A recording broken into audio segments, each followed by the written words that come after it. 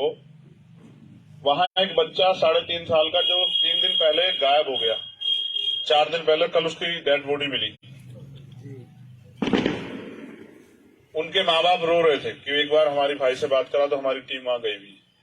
अब आपके घर में भी 3.5 साल के बच्चे होंगे। सोचो जब आप अगर किसी के घर में ऐसी तकलीफ होती है तो वो क्या करे, किसके पास जाए।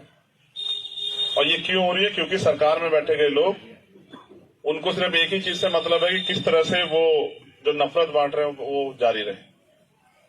अगर इस मुल्क में अपने लोगों की रक्षा सुरक्षा करनी है और हक अधिकार बचा के रखने हैं, जो आजादी मिली है उसको जिंदा रखना है, तो फिर हमें लड़ना पड़ेगा।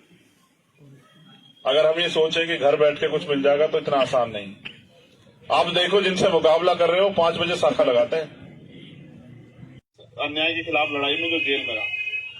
और 6/10 की कोठरी में मैंने 16 महीने बिताए, इस उम्मीद के साथ कि जब मैं बाहर जाऊंगा तो ये अन्याय जो मैंने सहा किसी और के साथ ना हो, इसलिए लड़ूं। समय परिस्थिति के हिसाब से वो लड़ाई और बड़ी होती चली गई। आज देश में 22-23 स्टेट में हम लोग इस लड़ाई को लड़ते हैं। और मुझे आपको बताना नहीं चाहिए, आप जो लोग जागरूक हैं, ध्यान रखते हैं, उन्हें सबको इस बात का पता होगा कि मुल्क में कोई ऐसी लड़ाई नहीं अन्याय के खिलाफ जिसमें हम लोग शामिल नहीं होते। चाहे वो किसान आंदोलन हो, चाहे वो सीए एनपीआर एनआरसी का मामला हो, उसमें भी सबसे ज्यादा लड़ाई हमने लड़ी, जेल भी काटी, लाठियां भी खाई। उसके अलावा चाहे वो रोस्टर का मामला हो, चाहे वो 69 शिक्षक भर्ती में जो अन्याय हुआ हो, चाहे वो दरोगा भर्ती में अन्याय हुआ, इस सरकार में तो जो भी अन्याय हुआ उत्तर प्रदेश के अंदर, चाहे वो मौलाना कलीम साहब के साथ जो हुआ, हुलत वाले जो हैं मुजफ्फरनगर में, चाहे मौलाना साद साहब के साथ जो हुआ, मरकज के साथ जो हुआ, आप भले ही भूल जाओ, क्योंकि मैंने लड़ी है, मैं कहां से भूल जाऊंगा। मैं इसलिए आपके बीच में हूं कि मैं इस लड़ाई को और मजबूती से लड़ना चाहता हूं। देखो, जिन लोगों ने अब तक आपको ठगा, उनके लिए मैं कुछ नहीं कह सकता, क्योंकि उनकी आदत है। हर आदमी की एक आदत होती है। एक आदमी अच्छा बनकर ठगता है, एक आदमी बुरा बनकर ठगता है। लेकिन जिसकी आदत ठगने की, उससे उम्मीद करना बेवकूफी। हमारे यहां तो कहते हैं कि अजमाए हुए को अजमाना नहीं चाहिए, जिसको अजमा चुके उसको नहीं अजमाना चाहिए, क्योंकि वो दोबारा धोखा देगा। मेरा एक प्रयास ये है कि इस देश के जो वो तबके जो अन्याय का सामना कर रहे हैं, चाहे वो किसान हो, मजदूर हो, चाहे वो दलित हो, चाहे पिछड़े हो, और चाहे वो मुसलमान हो, जैन हो, सिख हो, बौद्ध हो, ईसाई हो, पारसी हो, जो अपने ही मुल्क में, एक तरफ कल हमने गणतंत्र दिवस मनाया 26 जनवरी, जिस दिन इस देश में संविधान लागू और हमें आजादी मिली, अवसर मिले, अवसर की समानता आई कि मुल्क के हर पद पे हम लोग जा सकते हैं। हर ऐसा कोई काम नहीं देश के जिस किसी भी कोने में जाके हम जो लोग नहीं कर सकते। लेकिन आज इस देश में जो सत्ताधारी लोग हैं, उन्होंने ऐसा माहौल बना दिया है, उत्तर प्रदेश में तो इस डबल इंजन की सरकार ने, कि यहां जाति धर्म देख के कार्रवाई होती, यहां सरनेम से जो है अपराध तय होता और सजा मिलती। और इस अन्याय को हमसे बेहतर कौन वो करेगा जिन्होंने सहा। एक आदमी जिसने देखा, एक आदमी जिसने सहा कि निर्दोष होते हुए किस तरह हुकूमत में बैठे लोग लोगों को डराने का, धमकाने का, दबाने का, कमजोर करने का, तोड़ने का प्रयास कर रहे हैं। इनकी इस नफरत की लड़ाई के खिलाफ, इनके इस तानाशाही के खिलाफ हम लोगों ने अपने आंदोलन को धरातल पर मजबूत किया। और आप अगर मुझे जानते हैं, यहां बेटा हर एक वाइट शख्स अगर मुझे जानता है तो इस बात के साथ नहीं जानता कि मेरे पिताजी बहुत बड़े नेता थे, मेरी मां बहुत बड़ी नेता थी, मेरे दादाजी बहुत बड़े नेता थे। कोई इस बात से नहीं जानता। अगर हर कोई जानता है, वो इस बात से जानता है कि जहां कहीं लड़ाई में, अन्याय में किसी की जरूरत होती तो सबसे पहले चंद्रशेखर खड़ा होता है। बताओ अगर अगर आप मुझे जानते हैं, इसके अलावा कोई एक बात हो तो बताओ मेरे बारे में। ना मैं बहुत पैसे वाला हूं, ना मेरे घर में कोई राजनीति करता था, ना ही मेरा बहुत बड़ा कोई कारोबार है। एक ही चीज मुझसे आती है कि मैंने कभी अन्याय के खिलाफ पीठ नहीं की। और जो भी लड़ाई, चाहे वो किसानों की हो, मजदूरों की हो, मां बहनों पर अत्याचार की हो, या मजहब के खिलाफ हो या फिर हक हकूक की हो, मैंने हर लड़ाई को लड़ा, लेकिन किन्हीं कारणों से आज उस लड़ाई को जो अंजाम देना है उस तक नहीं पहुंच पा रहे। और वो अंजाम को देने का रास्ता जो है कल के दिन तय हुआ था, जब भारत में 26 जनवरी 1950 को संविधान लागू हुआ और वोट का अधिकार हमें मिला। ये मुल्क हमारा है ना, मगर इस मुल्क में हमें कितने अधिकार मिले हैं अभी आप खुद से सवाल करो। जिन अधिकारों के साथ मुल्क को बनाने वालों ने, मुल्क को आजाद दिलाने वालों ने कुर्बानियां दी थी, शहादतें दी थी, कई तहरीक है, इसमें रुमाल तहरीक में उसमें से एक, उनके हिस्से में इस देश में आया क्या अभी? क्या किसान को उसकी फसल का उचित दाम मिल रहा है? क्या यहां धार्मिक रूप से आप अपने उपासनाओं को, अपनी प्रार्थनाओं को, अपने कार्यक्रमों को करने की आजादी मिल रही है इस देश में? क्या इस देश में सरकारें भाईचारा बढ़ा रही हैं? क्या इस देश में नौजवानों को रोजगार मिल रहा है?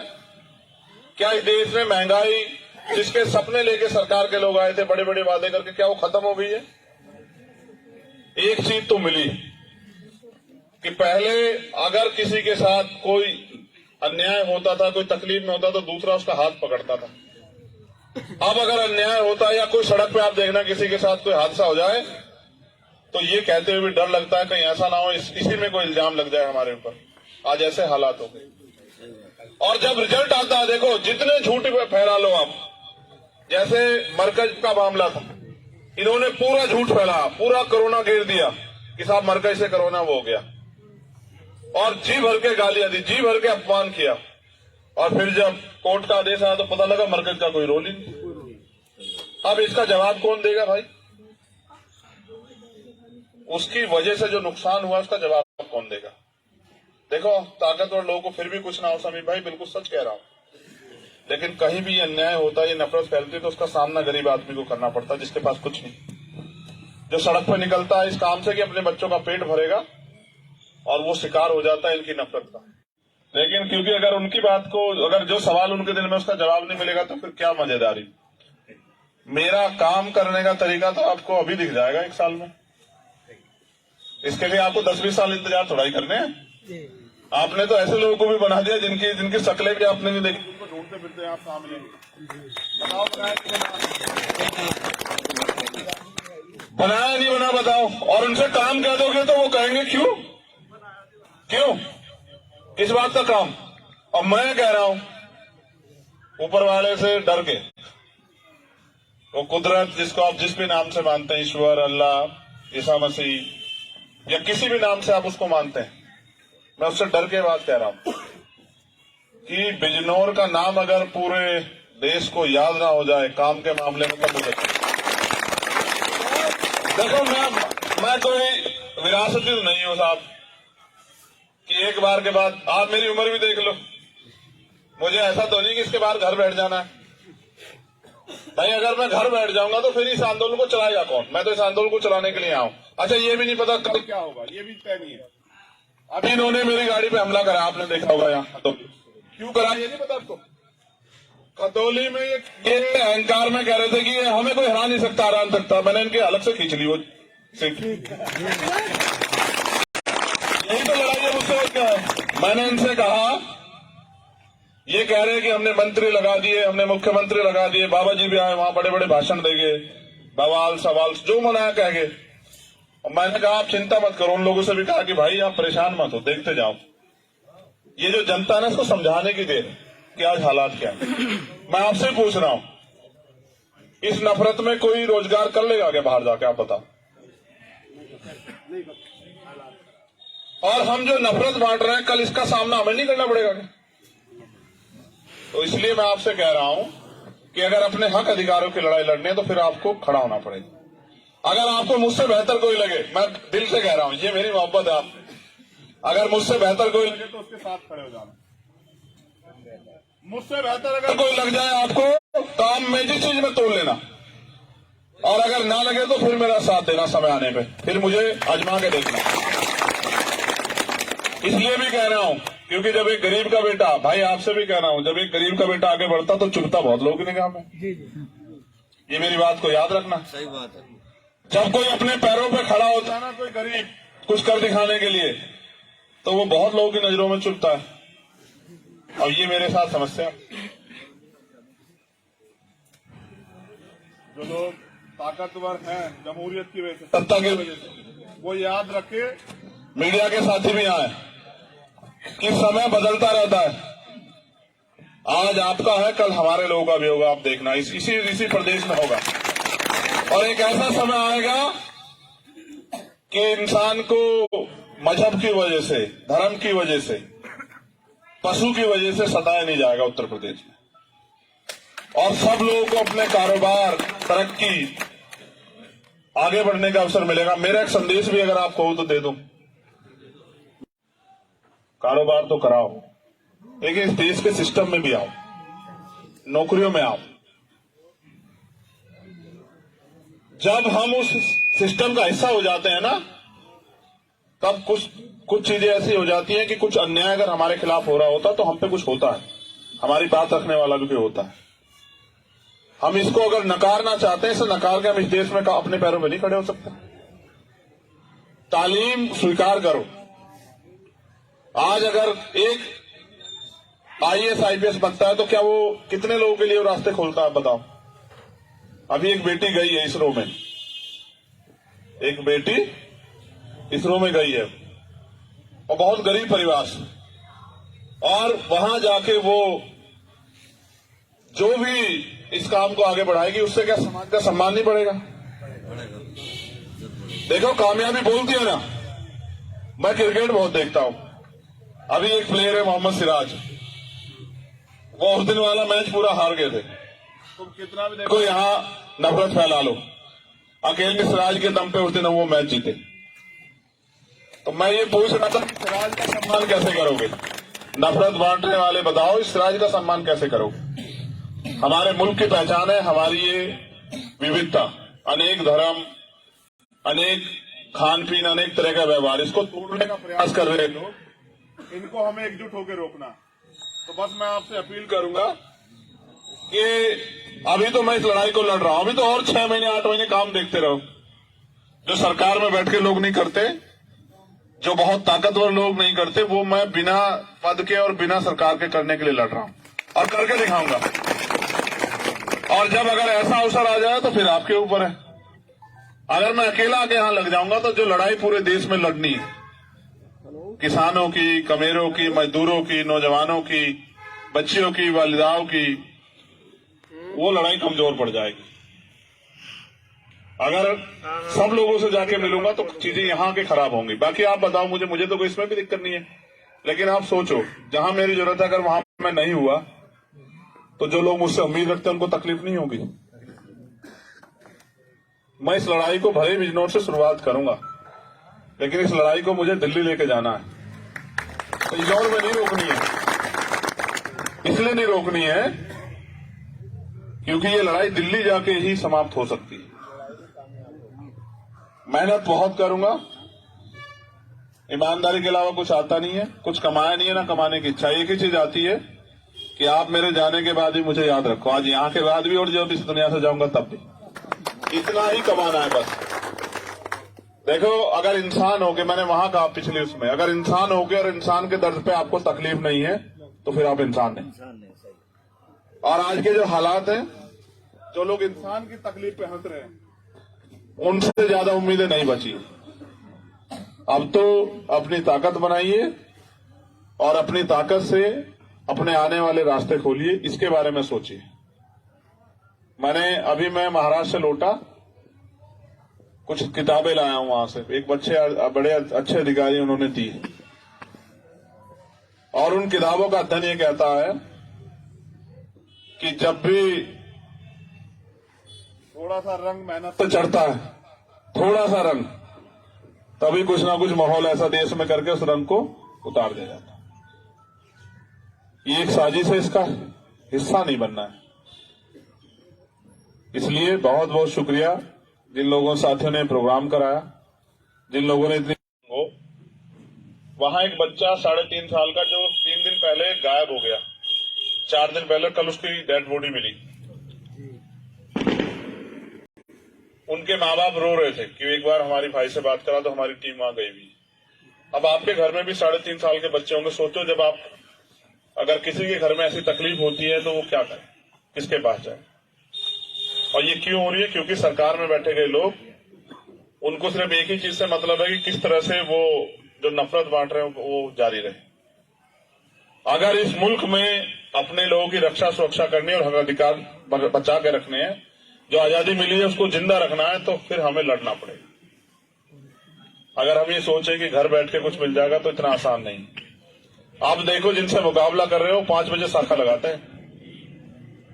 अन्याय के खिलाफ लड़ाई में जो जेल में रहा, और 6x10 की एक कोठरी में मैंने 16 महीने बिताए, इस उम्मीद के साथ कि जब मैं बाहर जाऊंगा तो ये अन्याय जो मैंने सहा किसी और के साथ ना हो, इसलिए लड़ूं। समय परिस्थिति के हिसाब से वो लड़ाई और बड़ी होती चली गई। आज देश में 22-23 स्टेट में हम लोग इस लड़ाई को लड़ते हैं। और मुझे आपको बताना नहीं चाहिए, आप जो लोग जागरूक हैं, ध्यान रखते हैं, उन्हें सबको इस बात का पता होगा कि मुल्क में कोई ऐसी लड़ाई नहीं अन्याय के खिलाफ जिसमें हम लोग शामिल नहीं होते। चाहे वो किसान आंदोलन हो, चाहे वो सीए एनपीआर एनआरसी का मामला हो, उसमें भी सबसे ज्यादा लड़ाई हमने लड़ी, जेल भी काटी, लाठियां भी खाई।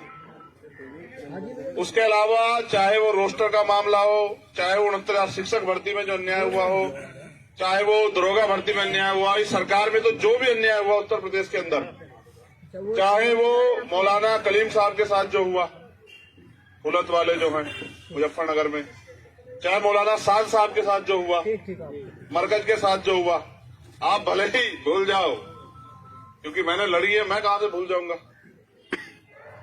मैं इसलिए आपके बीच में हूं कि मैं इस लड़ाई को और मजबूती से लड़ना चाहता हूं। देखो, जिन लोगों ने अब तक आपको ठगा, उनके लिए मैं कुछ नहीं कह सकता, क्योंकि उनकी आदत है।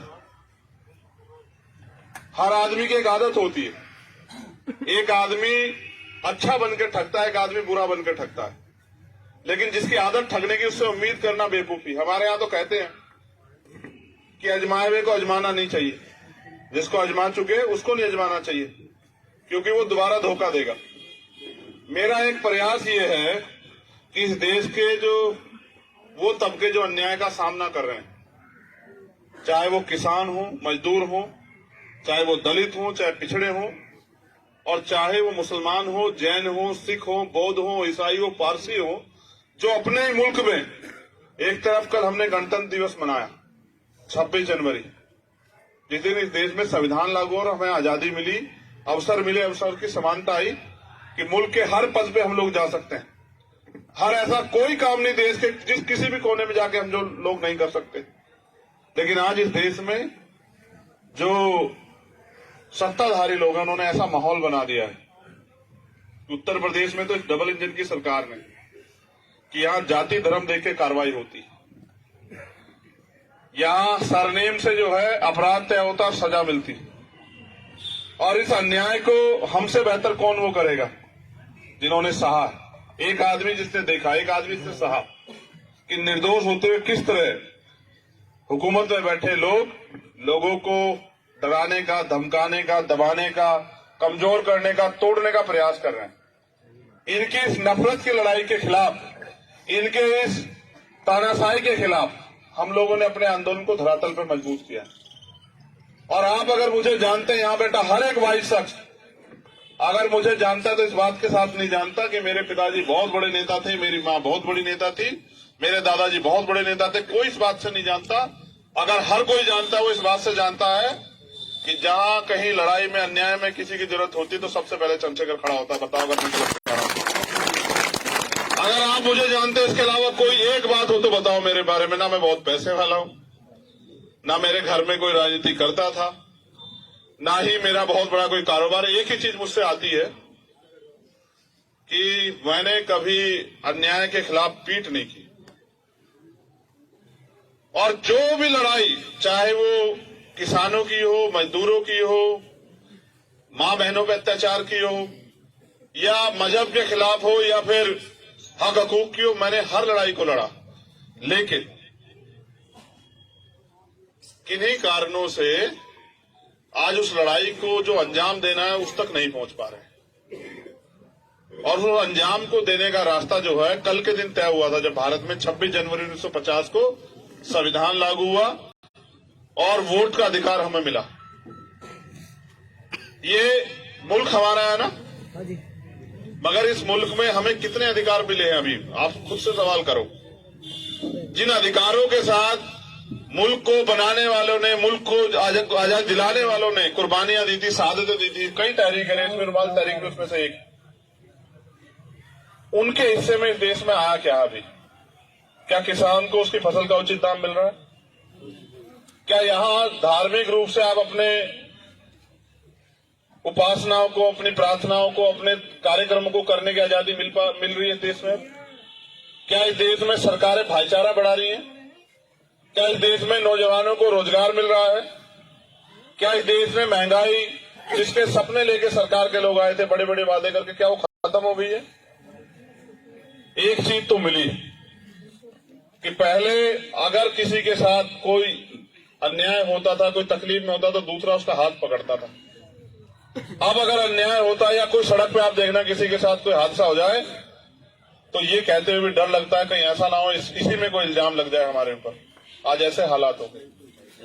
और जब रिजल्ट आता है, देखो जितने झूठ फैला लो आप, जैसे मरकज का मामला था, इन्होंने पूरा झूठ फैला, पूरा कोरोना घेर दिया कि साहब मरकज से कोरोना वो हो गया, और जी भर के गालियां दी, जी भर के अपमान किया, और फिर जब कोर्ट का आदेश आया तो पता लगा मरकज का कोई रोल ही नहीं।